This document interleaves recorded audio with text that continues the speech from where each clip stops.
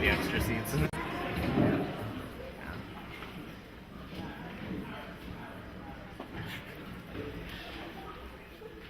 The soil chains itself to me, speaks to me in that listless language of rabbit bites and rot, and today, with my hands poised around December cold frames like caskets, I am remembering you.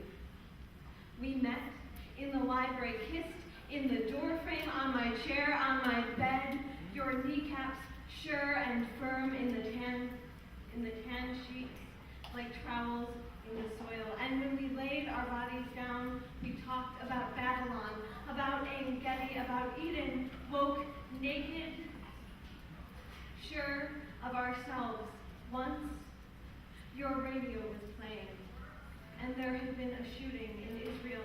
And I remember this because so safe under the weight of your arm, I could not stop thinking about their gardens, barren, bombed out, the plants dead and uprooted in craters of soil like sand in deep, open wounds.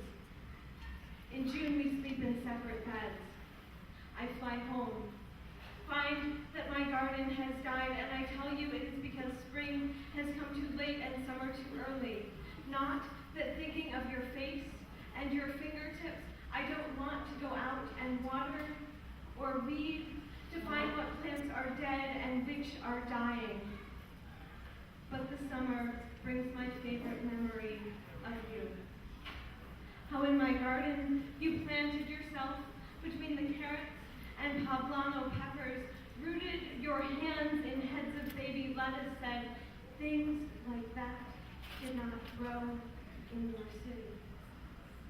For this reason, I imagine that the gardens in Dallas were all parched and full of weeds, that they did not know the christening system of watering cans and garden hoses. For this reason, I should not have been so surprised when our words to each other ran dry and crackled like gravel under the weight of our tongue.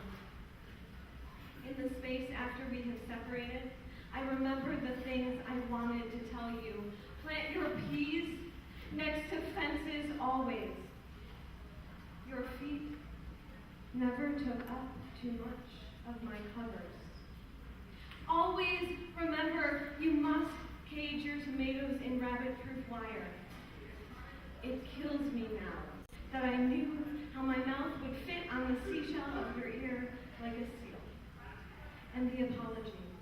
How at the mention of miscarriage I turned my back to your fingertips and did not explain why. How seated in the snow that freezes my garden every year, I have seen too many ghosts of infants behind the heels and hip bones of my family member. How this vernacular of loss is too familiar for me. How with my hands around those cold frames I felt something break, and I miss you. And I do not know the next time something green will grow again in my garden.